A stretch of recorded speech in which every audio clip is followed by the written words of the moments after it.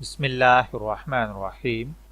السلام علیکم dear viewers, آپ کے favourite informative channel metal life problem سے آپ کی خدمت میں حاضر ہیں۔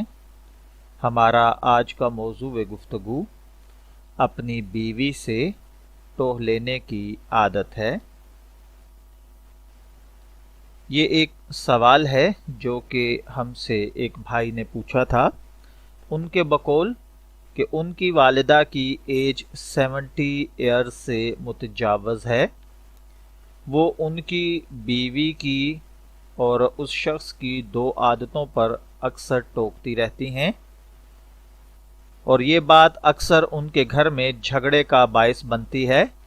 پہلی بات تو یہ ہے کہ جب بھی یہ صاحب گھر سے واپس تشریف لاتے ہیں تو اپنی بیوی سے پوچھتے ہیں کہ آج دن بھر میں کون کون ملنے کے لیے آیا، اور جواب میں ان کی بیوی تمام آنے والوں کی تفصیل بتاتی ہیں اور ملاقاتیوں یا پڑوسیوں سے ہونے والی گفتگو سے انہیں آگاہ کرتی ہیں۔ اور دوسری بات یہ ہے کہ ان کی والدہ کا کہنا یہ ہے کہ یہ بھائی اپنی بیوی پر زیادہ سختی نہیں کرتے، اور انہوں نے ان دونوں باتوں میں مجھ سے مشورہ طلب کیا ہے۔ دیکھیے پیارے بھائی، جہاں تک آپ کی پہلی عادت کا تعلق ہے، آپ کی والدہ صاحبہ کا اعتراض بالکل بجا ہے۔ آپ خواتین کے مابین ہونے والی گفتگو کی تفصیل جان کر کیا حاصل کرنا چاہتے ہیں؟ یہ ممکن ہے کہ آپ کی پڑوسن اپنا کوئی پرسنل میٹر شیئر کرنے آئی ہوں اور انہوں نے محض مشورہ مانگا ہو، یا پھر اپنے ذہنی تناؤ سے نجات حاصل کرنے کے لیے اپنی اہلیہ کو ان باتوں سے آگاہ کیا ہو۔ یہ بھی ممکن ہے کہ وہ اپنے بے حد نجی معاملات پر آپ کی اہلیہ سے صلاح و مشورہ کرنے کے لیے آتی رہتی ہوں۔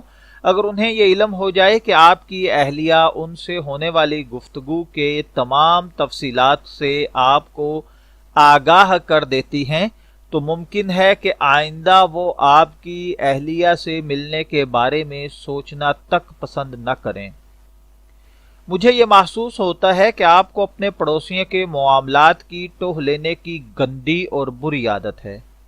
یہ عادت برسوں پرانی ہے۔ اس غرض سے آپ اپنی بیوی اور پڑوسنوں کے مابین ہونے والی گفتگو کی تفصیل معلوم کرتے ہیں۔ یہ طریقہ قطعاً درست نہیں ہے۔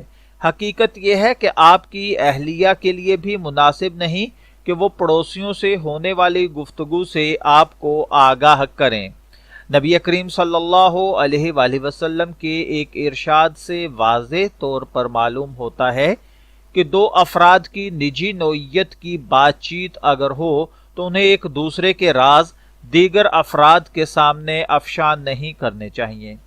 آپ کی بیوی دوسروں کی باتوں سے آپ کو آگاہ کر کے نبی کریم صلی اللہ علیہ وآلہ وسلم کے فرمان کی خلاف ورزی کر رہی ہیں، اور جب آپ اس کام کے لیے اپنی اہلیہ کی حوصلہ افزائی کرتے ہیں تو آپ دراصل رسول کریم صلی اللہ علیہ وآلہ وسلم کے فرمان کی خلاف ورزی کے لیے اپنی بیوی کی حوصلہ افزائی کرتے ہیں۔ آپ اس برائی کو ضبط نفس کے ذریعے بڑی آسانی سے دور کر سکتے ہیں۔ آپ کو اپنی اہلیہ کے ساتھ اس معاملے پر گفتگو کرنی چاہیے اور ان سے کہہ دینا چاہیے کہ وہ لوگوں کے راز آپ کے سامنے افشا نہ کرے، چاہے آپ خود انہیں ایسا کرنے پر مجبور کریں۔ اگر کسی دن اپنے دفتر سے واپسی پر آپ اپنی اہلیہ سے دن بھر کی روداد سنانے کی فرمائش کرتے ہیں اور وہ انکار کر دیتی ہے، تو آپ کو اس پر ناراض یا پریشان نہیں ہونا چاہیے، بلکہ اس بات پر اپنی اہلیہ کی حوصلہ افزائی کرنی چاہیے کہ یہ بہتر رویہ ہے۔ جیسا کہ میں نے عرض کیا، اس معاملے میں آپ کی والدہ صاحبہ کا نقطہ نظر بالکل درست ہے۔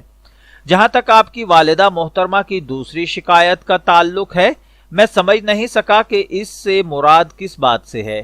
آپ نے صرف اتنا بتایا کہ آپ کی والدہ کو یہ اعتراض ہے کہ آپ اپنی بیوی کے ساتھ سختی کا رویہ کیوں نہیں رکھتے۔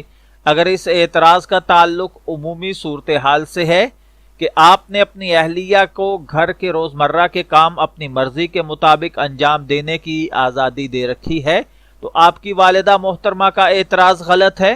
آپ کا طرز عمل لائق تحسین ہے۔ नबी करीम सल्लल्लाहु अलैहि वआलिहि वसल्लम का इरशाद गिरामी है, औरतों के साथ अच्छा बर्ताव करो। आप किसी फर्द के साथ बेहद सख्त रवैया अपना कर उसके साथ अच्छा बर्ताव नहीं कर सकते। ताहम अगर आपकी अहलिया अपने फराइज से गफलत बरतती हैं, आपके बच्चों की देखभाल नहीं करती और आप उनकी इस गफलत पर उन्हें नहीं टोकते हैं, तब आपकी वालिदा का नुक्ता एतराज बजा है। मेरा जहां तक ख्याल है, आपकी वालिदा ये चाहती हैं कि आप घर के मालिक बनकर रहें और घर में आपका हुक्म चले।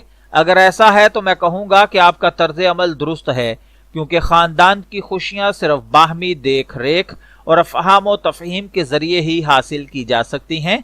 सख्त गिरी और अतात गुजारी का माहौल पैदा करके ये मुसर्रतें हासिल नहीं की जा सकती। मैं दुआगो हूँ कि अल्लाह ताला हमें अपने निजी मामलात को समझने की, परखने की और इनकी हिफाजत करने की तौफीक अता फरमाए। इजाजत चाहेंगे, फिर मिलेंगे किसी नई बात के साथ। तब तक के लिए अल्लाह हाफिज।